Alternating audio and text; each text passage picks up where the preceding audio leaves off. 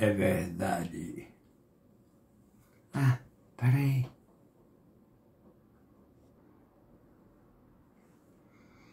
Boa noite. Engraçado que eu já tomei remédio para dormir. E sabe como é que eu tomo remédio para dormir? Com cerveja. Porque eu acho que faz um efeito mais potente.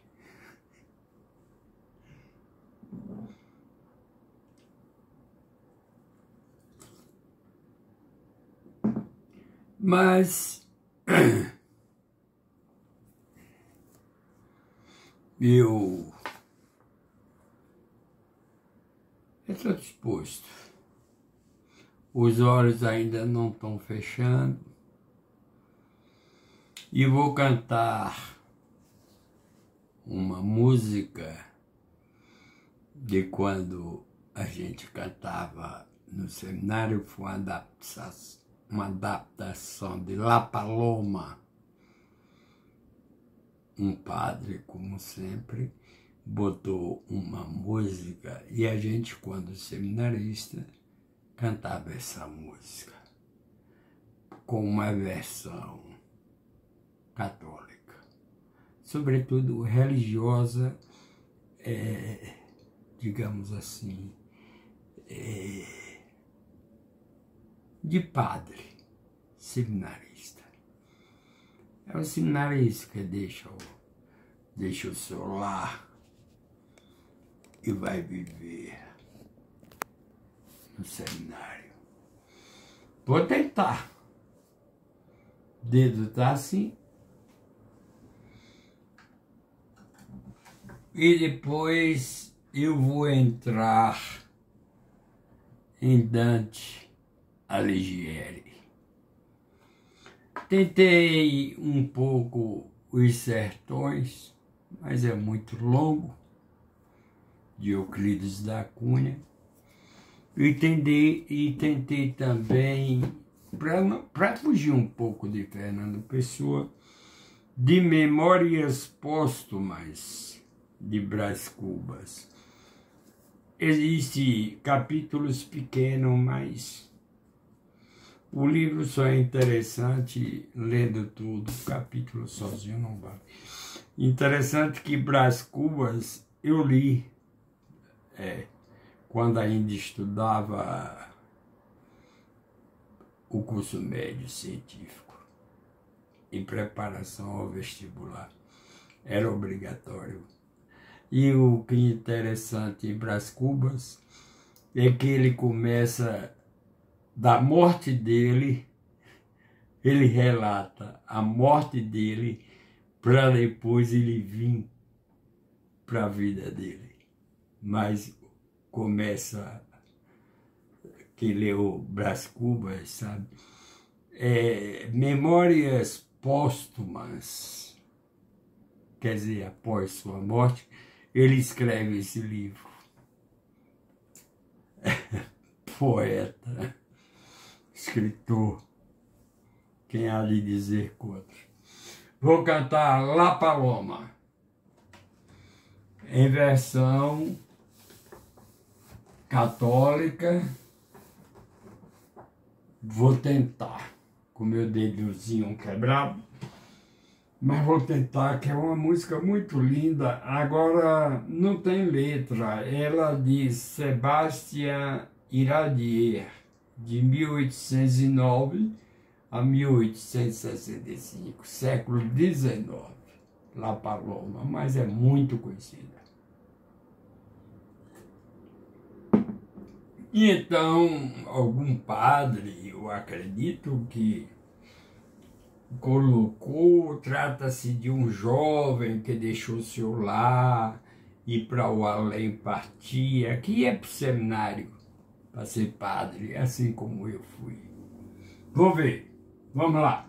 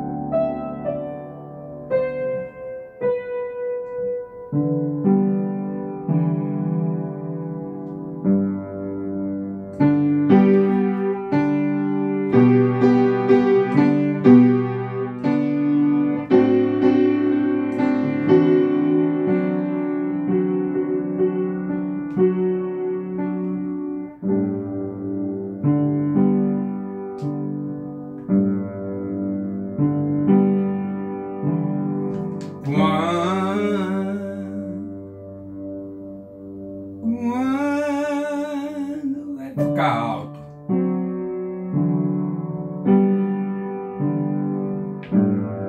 Aurora da vida, feliz surgia.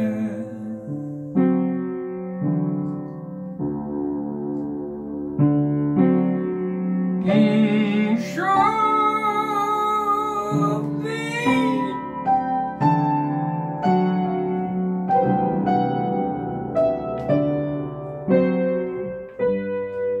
eu vou começar, eu acho que eu errei, mas não vou desfazer nada. Vou tentar cantar baixo.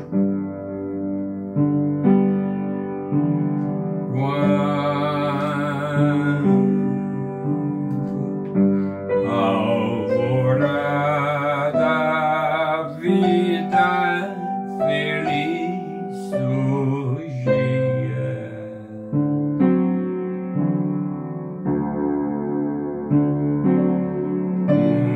Jovem deixou seu ninho e pra além partia.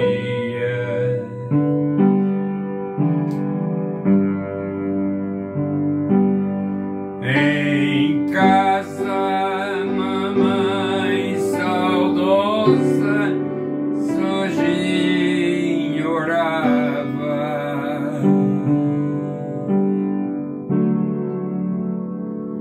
E ele cantando alegre as almas guiava.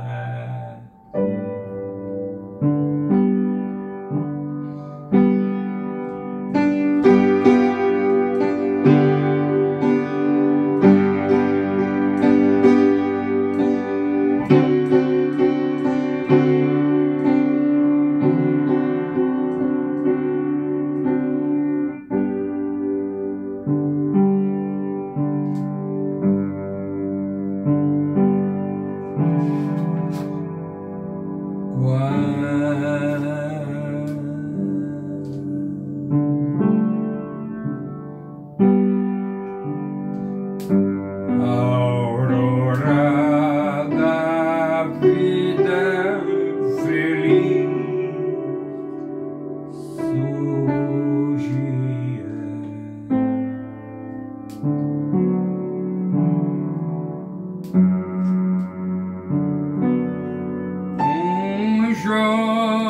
Jovem deixou seu ninho e pra além partia.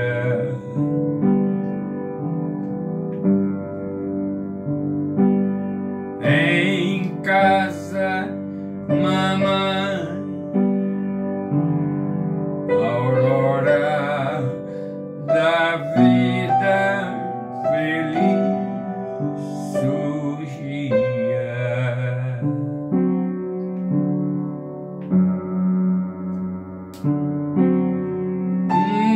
Jovem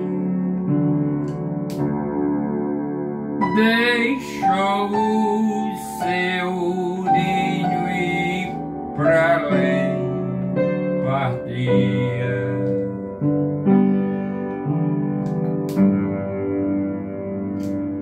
Em casa, mamãe saudosa sozinha orava.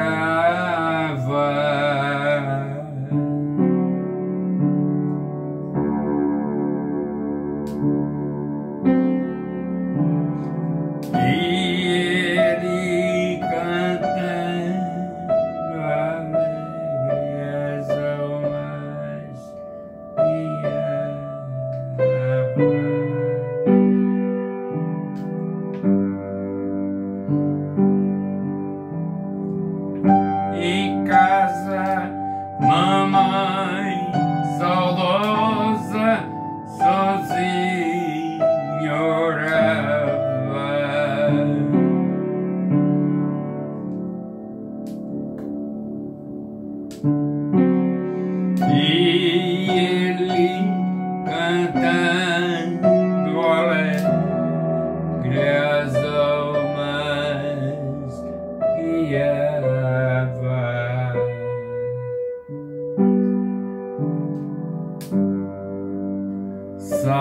Sacerdote feliz,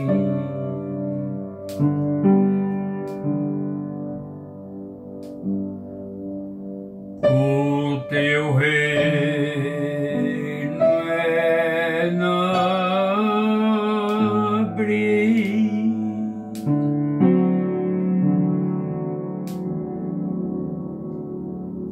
teu viver é nobre e bem sublime.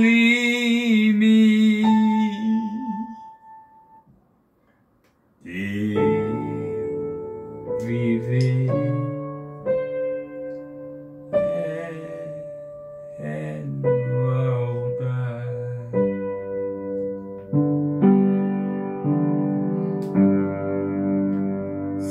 Sacerdote feliz,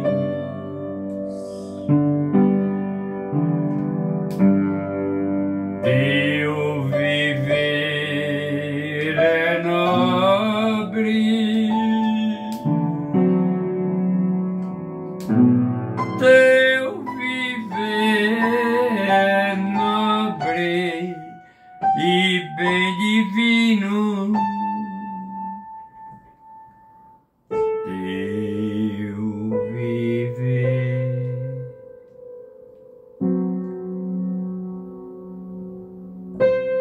é no altar.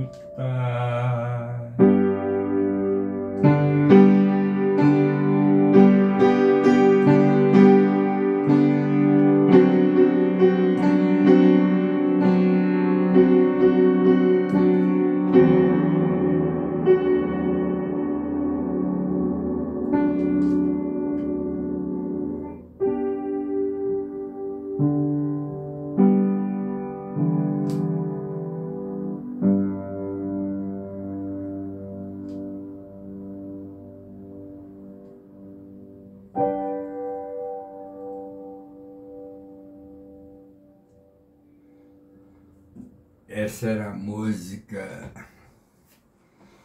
que a gente cantava no seminário. Vou levantar aqui um pouquinho, porque agora eu vou entrar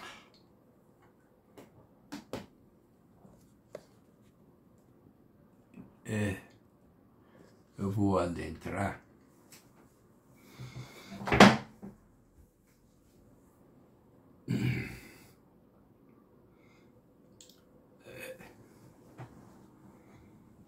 prestem bem atenção.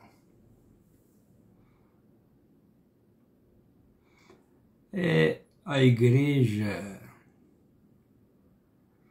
eu disse que falaria da igreja católica também.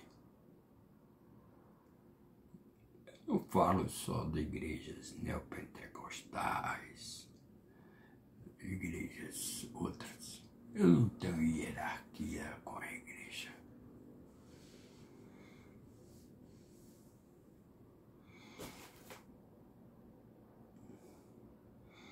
Vou falar de Dante Alighieri.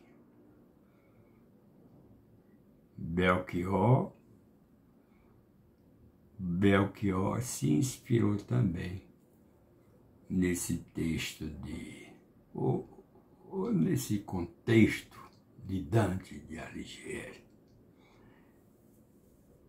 Eu vou postar a música depois. Eu quero que vocês entendam de onde surgiu o inferno que a igreja prega, o Olimpo, o paraíso, que Jesus não falou nada disso. Mas a igreja, claro, deu sua conotação. para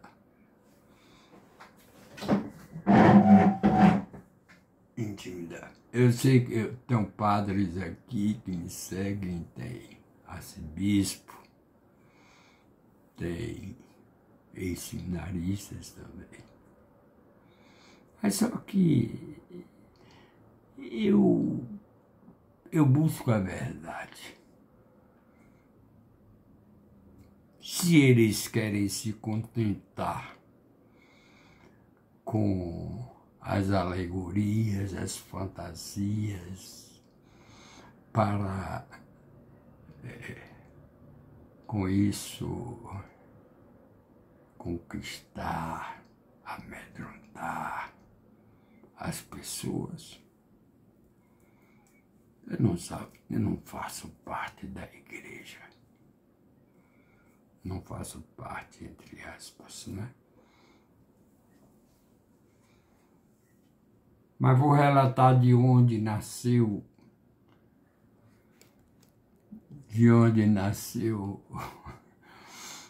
essa coisa do inferno, que é importante também porque os crentes, os pastores neopentecostais se aposentam muito, ou melhor, se apegam muito a essas coisas para trazerem medo, obsessão, humilhação, e trazer o povo assim, como dizer, oprimidos, pobres, coitados. Jesus não veio para oprimir ninguém. Pelo contrário, ele veio para nos libertar. Mas lá no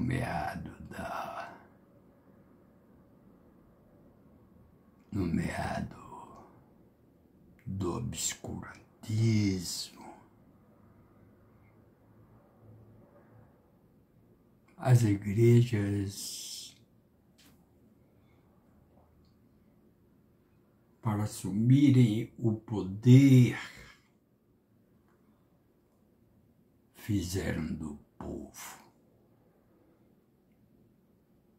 um povo humilhado, pobre e desgraçado. Vou ler aqui. Dante Alighieri, italiano, autor da epopeia A Divina Comédia. Belchior faz a comédia humana, que ele certamente, ele era muito inteligente, Belchior.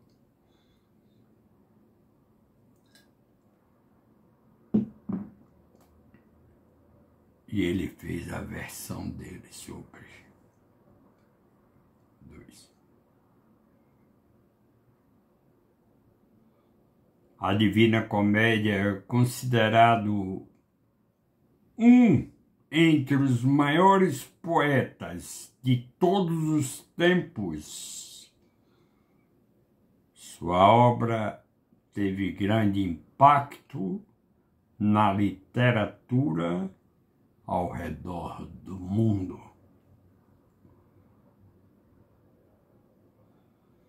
Dante Alighieri nasceu em Florença, conheci Florença, na Itália, onde tem a estátua de Davi de Michelangelo.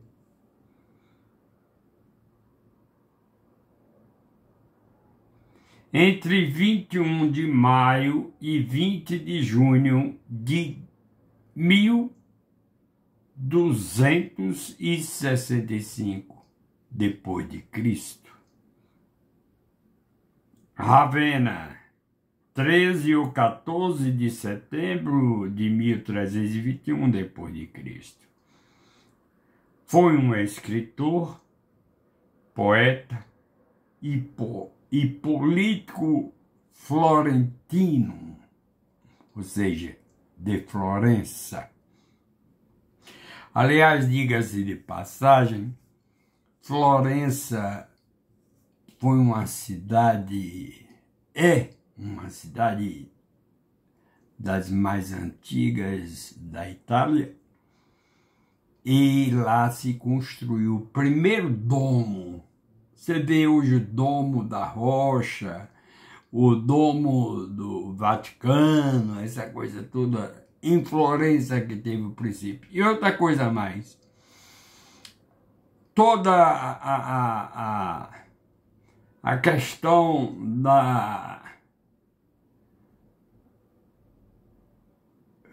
como é dizer, meu Deus, da anatomia humana, conhecimento de todo o corpo humano, nasceu em Florença. Leonardo da Vinci também vem de lá, que foi quem mais explorou, que até hoje eu acho, que acredito, as escolas de medicina utilizam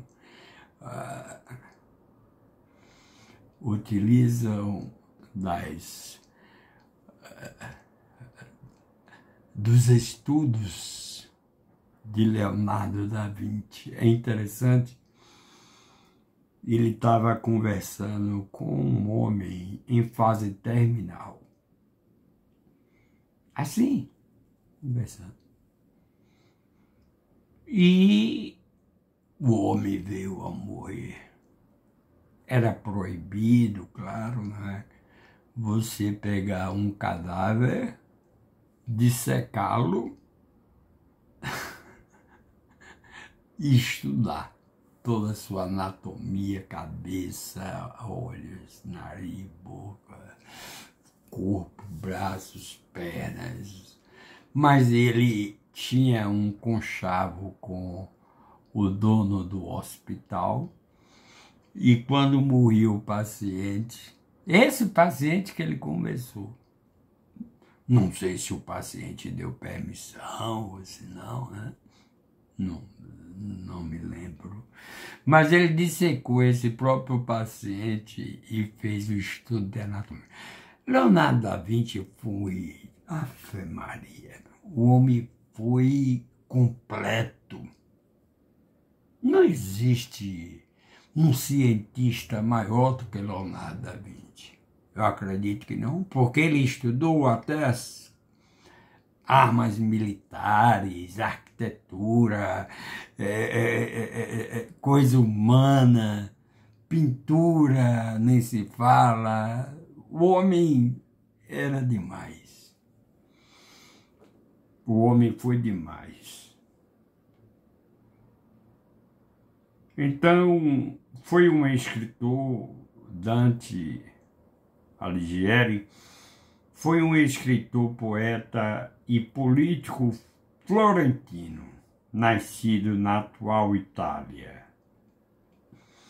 É considerado o primeiro e maior poeta da figura italiana, definido como o sumo poeta.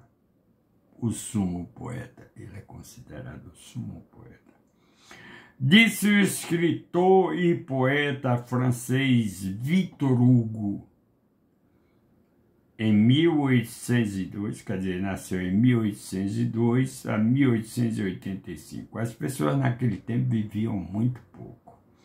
60 anos, 35, 40, 60 era mais. Que o pensamento humano atinge em certos homens a sua completa intensidade e cita Dante como um dos que marcam os 100 graus de gênio.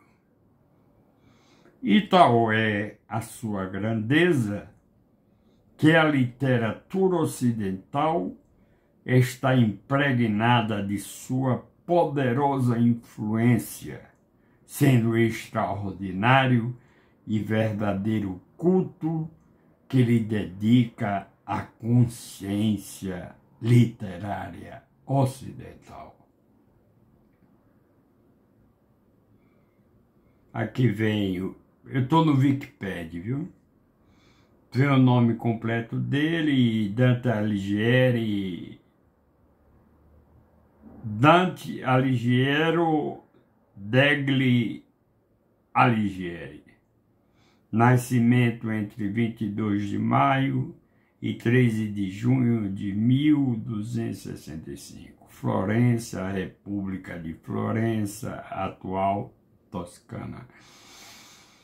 Morte, 14 de setembro de 1321.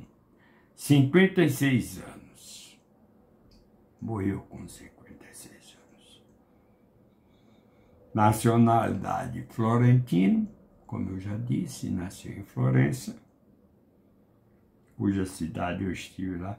Por incrível que pareça, lá em Florença, Caetano estava com uns cartazes lá para cantar lá, em Florença. Caetano Veloso.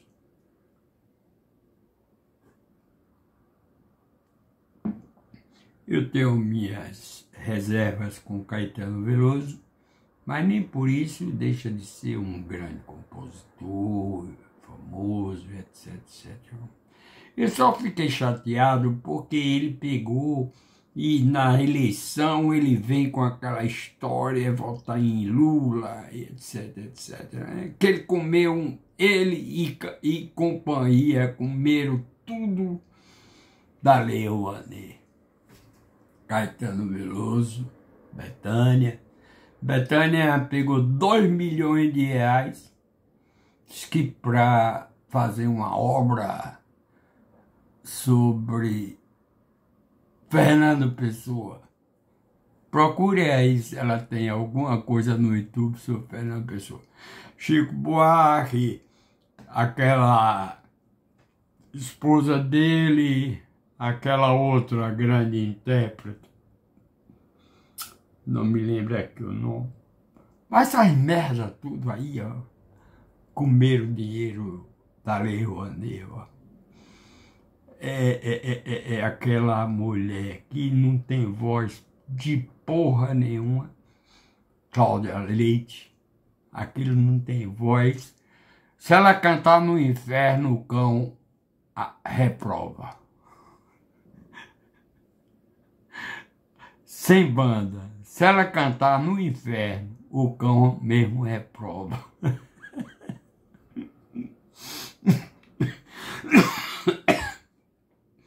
Ivete Sangalo.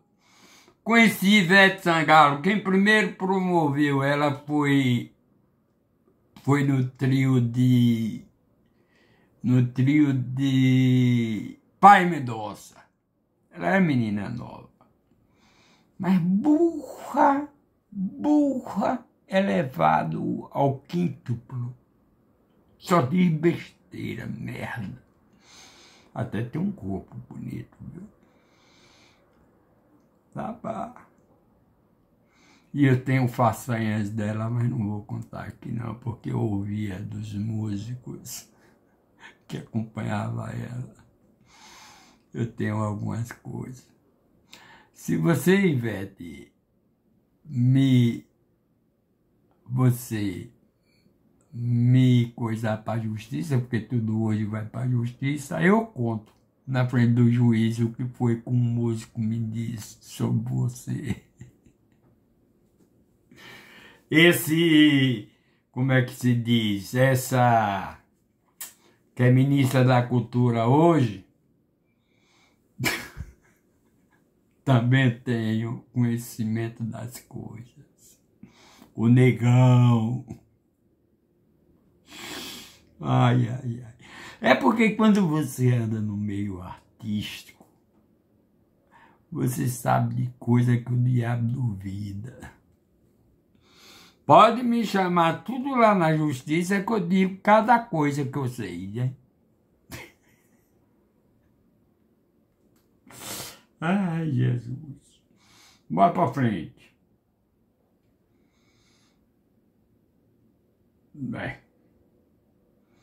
Seu nome, segundo o testemunho do filho Jacopo Alighieri, era hipocorístico. Não sei que diabo significa. Eu conheço hipocrondismo, né? Mas hipocorístico não sei se tem. Nos documentos era seguido do patronímico Alighieri ou do gentílico de Aleris, enquanto a variante Alighieri afirmou-se como o advento de Boccaccio. Boccaccio era um escritor português, aliás, que tem muitas piadas sobre Boccaccio. Tudo de esculhambação, mas na verdade não era bem assim, não. Mas Boccaccio transformou-se numa figura escandalosa. Boccaccio foi muito mais do que literato.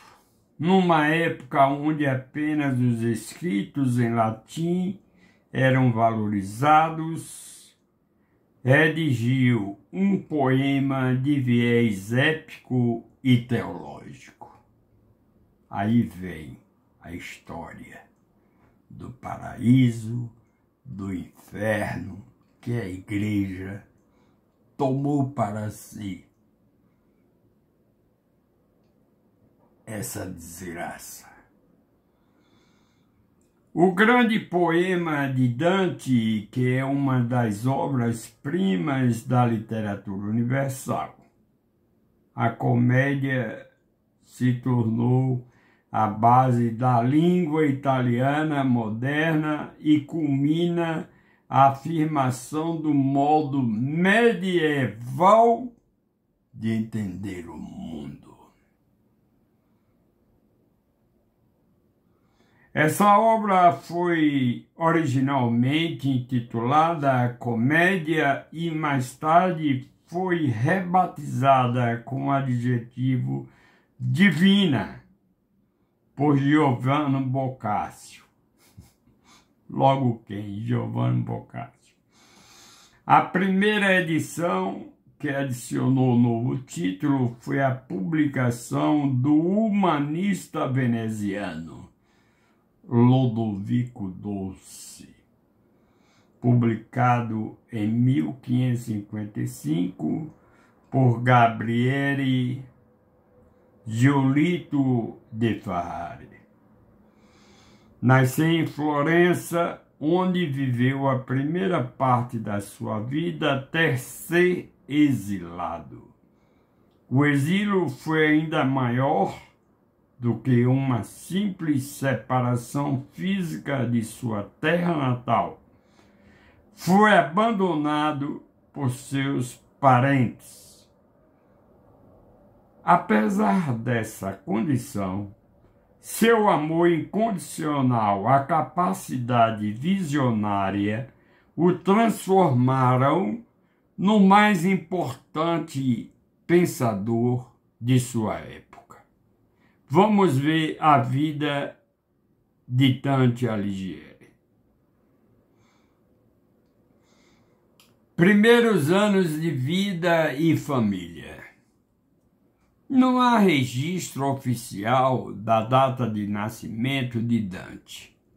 Ele informa ter nascido sob o signo de Gêmeos, entre fim de maio e meados de junho.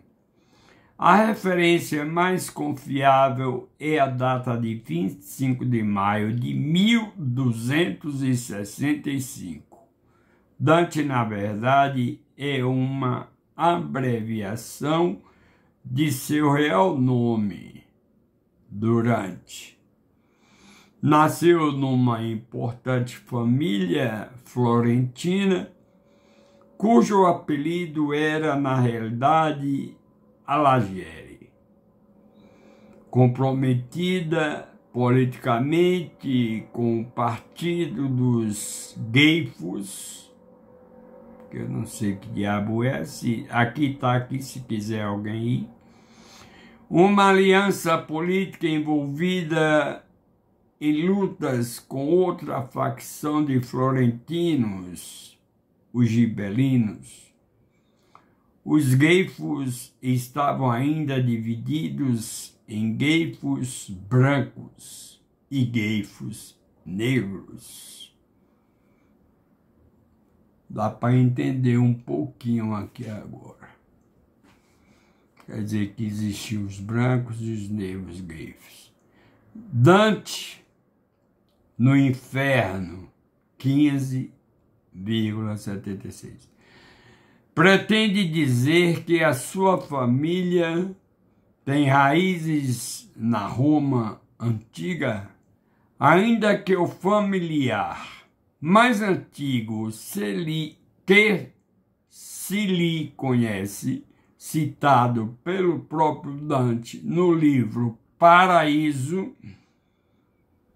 Veja que tudo, o inferno, o paraíso, foi criação de Dante Alighieri. E a igreja se apossou dessa filosofia de Dante e adotou para a igreja. Pretende dizer que a sua família tem raízes na Roma antiga, ainda que o familiar mais antigo que se lhe conhece, citado pelo próprio Dante no livro Paraíso, seja Cassiaguida do Aliseu, que terá vivido, quando muito, à volta do ano 1100, o que relativamente ao próprio Dante não é muito antigo.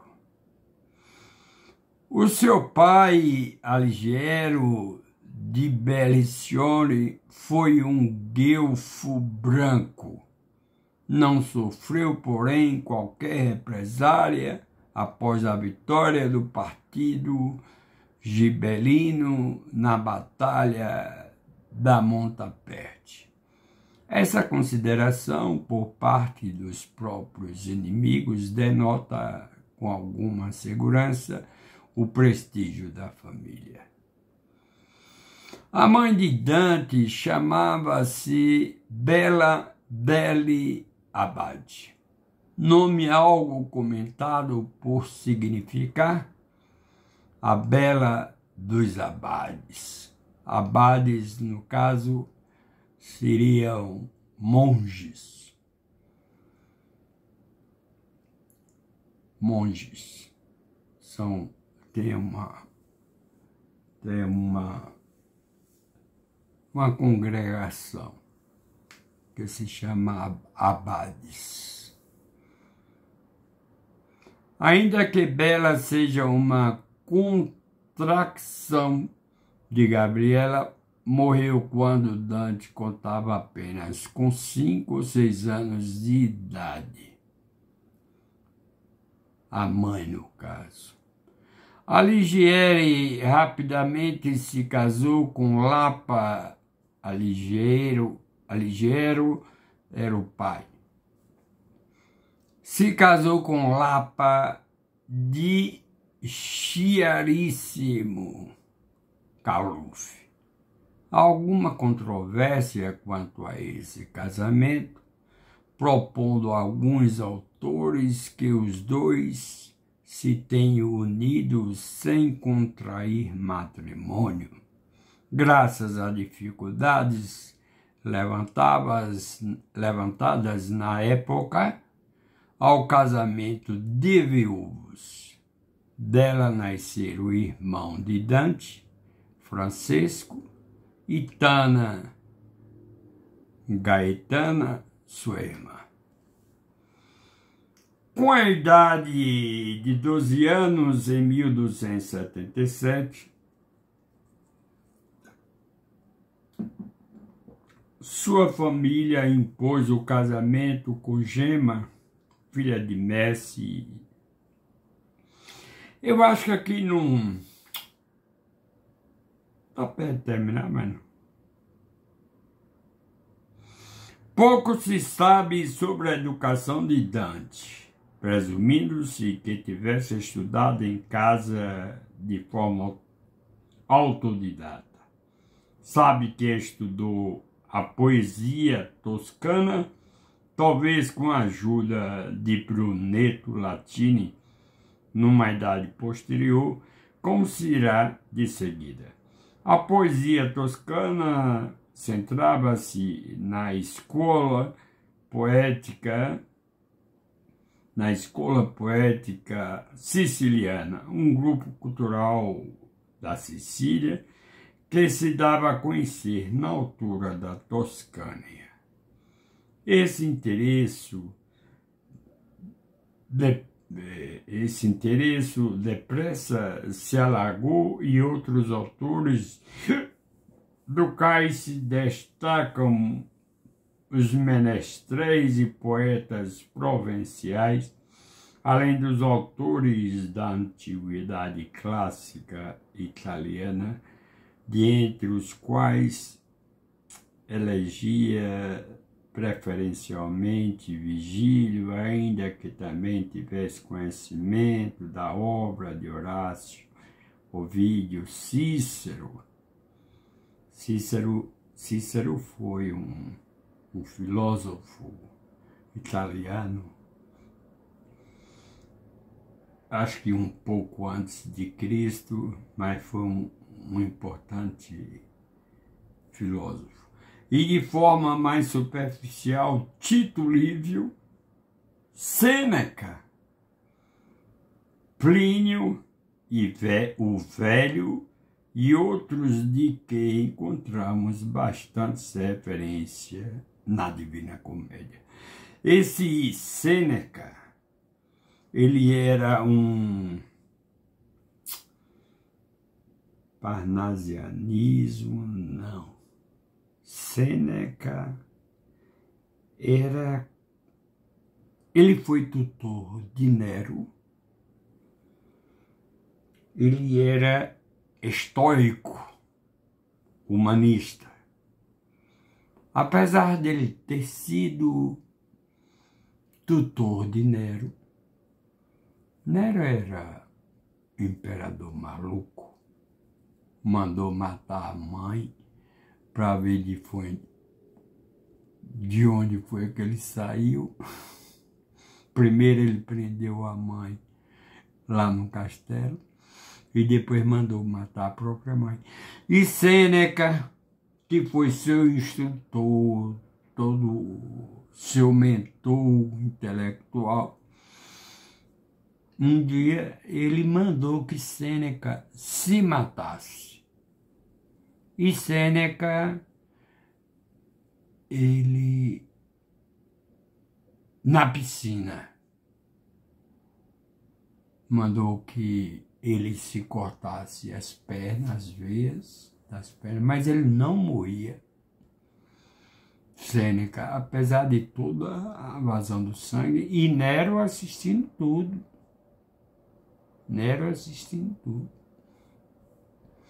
Ele disse: eu não quero que mandem lhe matar, eu quero que você se mate. E ele fez isso mesmo. Cortou as pernas e tal. E como ele não conseguia morrer, ele pediu para Nero para botar ele numa água fria, numa piscina de água fria, para ele morrer. Esse Sêneca. Sêneca era um estoico, ele humanista, ele lidava com a natureza. Eu acho que chega a ser, talvez que não de Jesus, mas um pouco à frente de Jesus. Porque antigamente era Pilatos, César, né?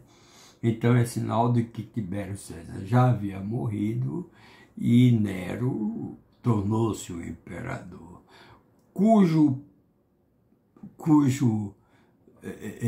tutor foi Sêneca, para você ver a maldade de Nero. Além de que, eu já contei aqui, ele perseguia os cristãos. Então, por isso eu digo que Jesus já havia morrido, mas a igreja, os cristãos já estavam se proliferando. E ele perseguiu os cristãos a ponto de mandar tocar fogo na redondeza do império dele e jogou a culpa nos cristãos, porque o propósito dele era aumentar, ampliar o seu palácio. Existe muita coisa sobre Nero. Ele construiu lagos com barcos e etc, etc. Com esse desmonte dos cristãos que viviam ao redor do palácio. Todo cristão somente, todo mundo que vivia ao redor, ele botou fogo e cantava na cítara, né? Enquanto via o fogo pegar fogo, ou melhor, os casebres, que era tudo de madeira, tocando fogo e ele cantando cítara e louvando aquilo tudo, né? E depois jogaram a culpa nos cristãos. Então, se os cristãos já viviam perseguidos, passaram a ser mais odiados ainda. E por isso ele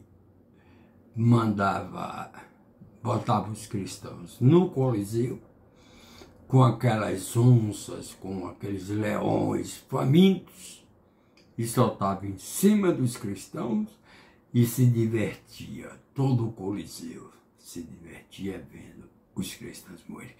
Minha gente, é impressionante como essa religião católica cresceu. É impressionante, porque foram muito perseguidos. E eles criam tanto em Jesus que eles foram passando para frente, apesar de todos os castigos, as mortes, os martírios, tudo, e a religião cristã sobreviveu e sobrevive até hoje.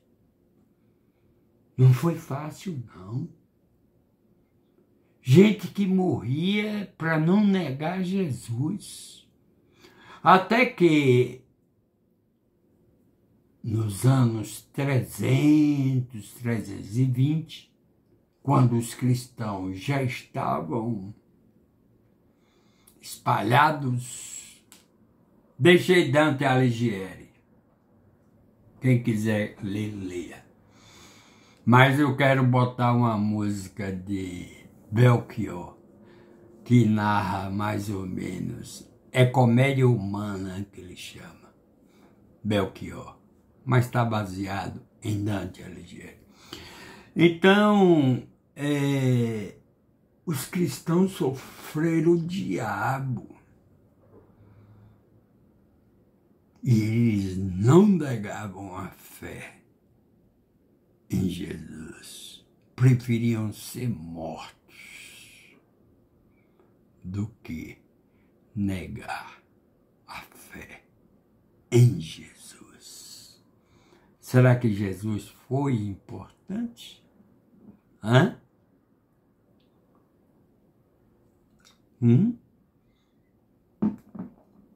Ou será que foi um homem qualquer? Quem vai morrer por mim? Alguém aí de vocês tem coragem de morrer por mim? Nenhum filho.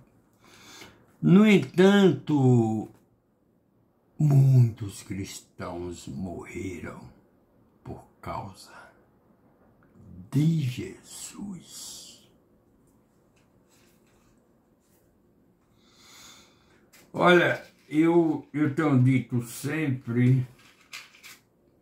Peraí que eu vou buscar um negócio aqui. Sabe?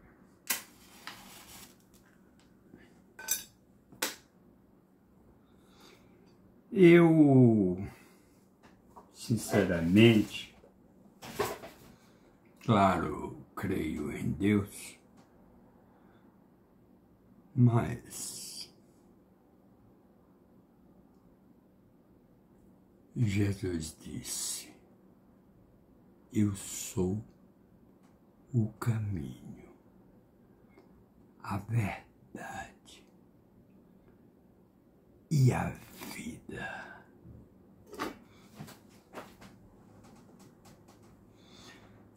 Aquele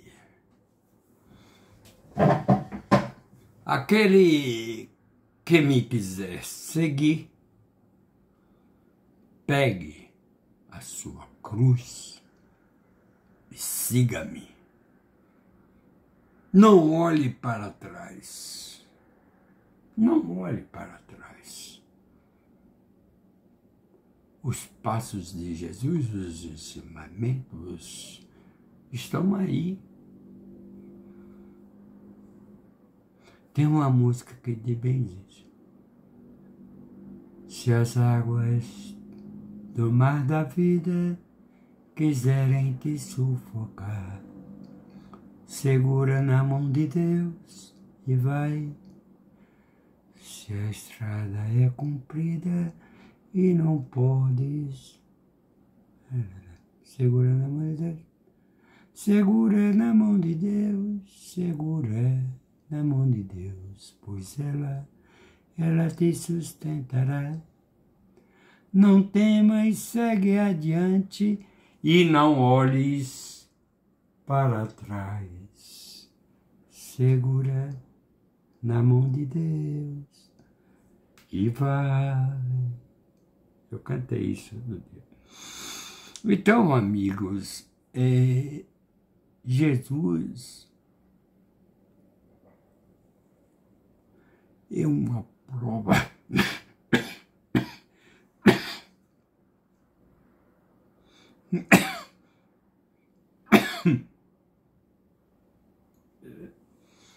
Jesus é uma prova inequível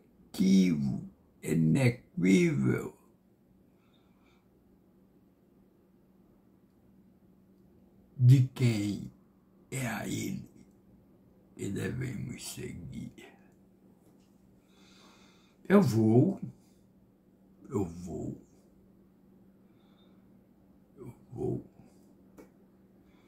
Deus é um ser, porque a igreja fez assim, mais abstrato, né? Ninguém sabe onde mora Deus pela igreja. A igreja não diz onde Deus está. Isso é um paradoxo para mim. Porque Jesus diz que o reino de Deus já está entre nós. Eu acho que a igreja católica, estou falando da igreja, da pentecostal, esse diabo, A gente já sabe tudo, eu já expliquei um bocado aqui sobre isso, né? Siga quem quiser.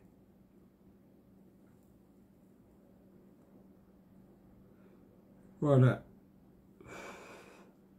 a palavra de Jesus é o que vale. Mas eu vou voltar para Dante Alighieri. Lá por 1200 e pouco, 1300, Dante escreveu isso. Ele teve esse... Não existia céu, não existia inferno, não existia paraíso. E Dante criou, e a igreja, disse, é por aqui.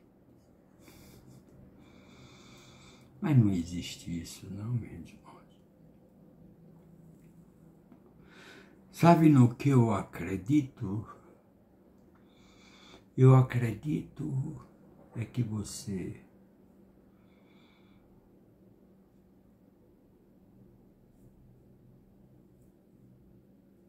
veja que o universo ela tem escuridão e tem a claridade, o sol, que Platão dizia era o símbolo da sabedoria.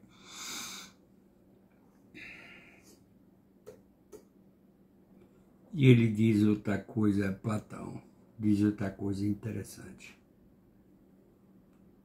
Ele fala do mundo das ideias. Existe um mundo das ideias. Tudo aquilo que a gente faz, que a gente realiza, que a gente pensa, já está lá. Nós captamos e trazemos para as nossas vidas. Platão. Agora, uma coisa interessante é que os últimos manuscritos, não sei se foi em 1949,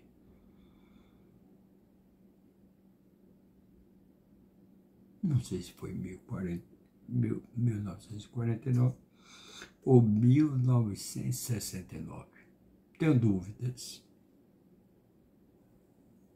Mas se você quiser, tira essa dúvida. Um pastor,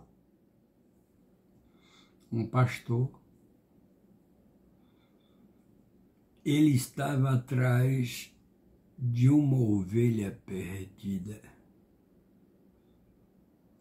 A gente passa, quando a gente vai para o Mar Morto, de Jerusalém até o Mar Morto, a gente vê aquelas montanhas onde esse pastor procurava a sua ovelha.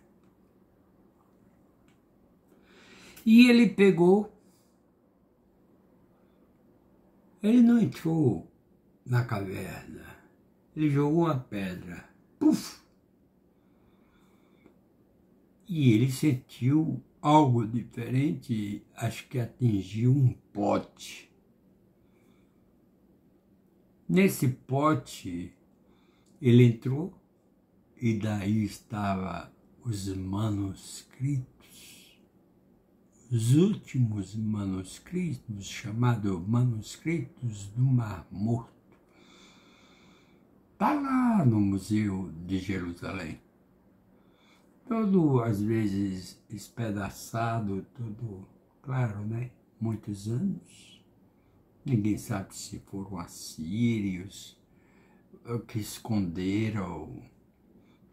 Tem os evangelhos apócrifos também, de Madalena, de Tomé e outros evangelhos, mas não estão contemplados dentro da Bíblia porque a igreja achou que podia denigrir a imagem da igreja. Eles selecionaram apenas os 4 evangelistas que nós conhecemos. Para quem não sabe, é de Marcos, de João, de Lucas e de Mateus. Escolheram esses 4 evangelhos. Mas existe evangelho de Maria, existe evangelho quer dizer escritas de Madalena, existem outros manuscritos de Tomé, por exemplo, que fala sobre Jesus, mas a igreja deixou fora dos evangelhos canônicos. Portanto, eles consideram como evangelhos apócrifos, porque não tem relevância. Mas eu fujo demais do pensamento. Eu estava falando de Dante Alighieri. A partir de Dante Alighieri, a igreja evocou para si as ideias de Dante Alighieri. Paraíso, inferno, céu,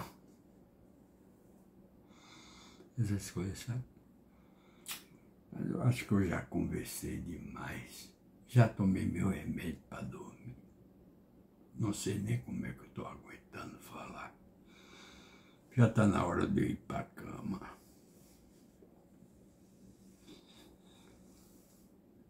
Estudem mais. Estudem. Já tem uma em 3. Estudem.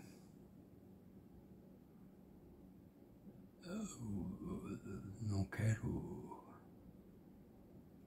denigrir a Igreja Católica, mas tem muita coisa dentro da Bíblia que é mitologia. Eu citaria o último livro do Pentágono, que é sobre Jó. Eu não acredito que Deus fizesse um pacto com o diabo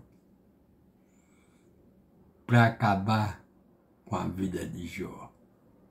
Só para que Jó... o trato foi o seguinte: o demônio disse, pois, você acha que Lúcifer,